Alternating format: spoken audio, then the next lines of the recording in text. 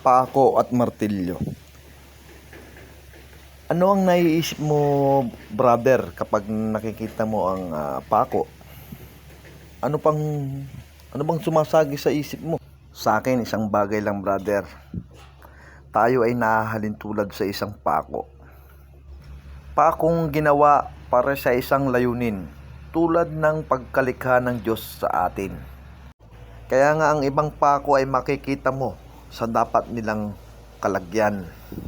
Samantalang ang ibang pako naman ay makikita mo na kalat-kalat sa daan. Mga pakong hindi na rin makatulong ay maaari pang makaperwisyo sa mga dumadaan. Maaaring ang paa mo ay masugatan dulot ng pagkatusok nito o kaya'y maplat naman ang gulong ng iyong sasakyan. Eto, brother, makinig ka. May 4 na uri ng pako.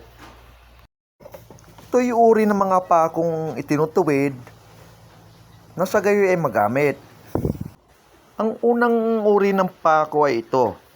Yung pako bang pinupukpok mo para matuwid, dinediretso mo, imbis na tumuwid, lalong bumabaluktot at lalong hindi naayos ang pagtutuwid dito. May isang uri naman ng pako na tinutuwid mo, pero habang pinupukpok mo, lumilipad, nawawala. Hahanapin mo, hindi mo na makita. May isang uri naman ng pako na dumidiretso din kahit papano, pag habang pinupukpok mo, tinutuwid, pero hindi ganun katuwid. Pero sa isip-isip mo, pwede na. Maaari na rin magamit, kaya pwede na rin pagtiyagaan. Ito naman yung huling uri ng pako na kalawangin din, na habang iyong pinupukpok, nakikita mo, habang tumatama yung martilyo sa kanya, tumutuwid at umaayon sa gusto mong mangyari according sa pagpukpok mo sa kanya.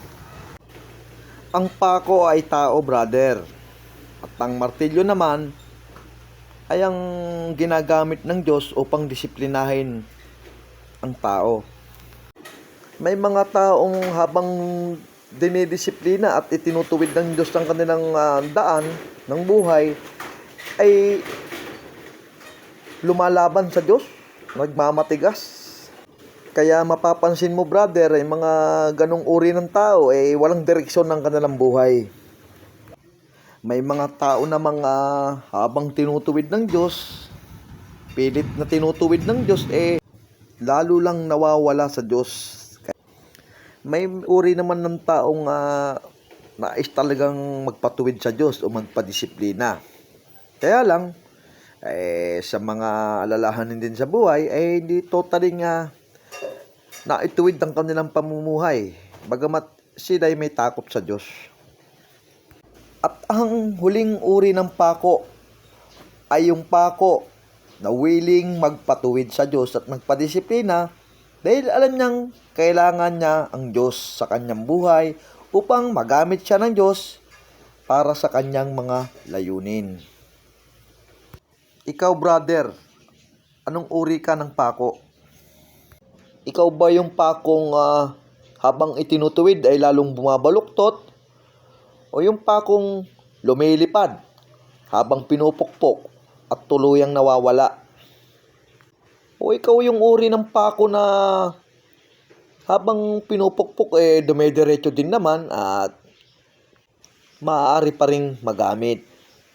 O ikaw yung pinakamagandang uri ng pako na bagamat ikay kalawangin, pinukpok, itinuwid ng Diyos, dinisiplina, ay magagamit pa rin para sa kanyang kapurihan at karangalan. God bless you, brother.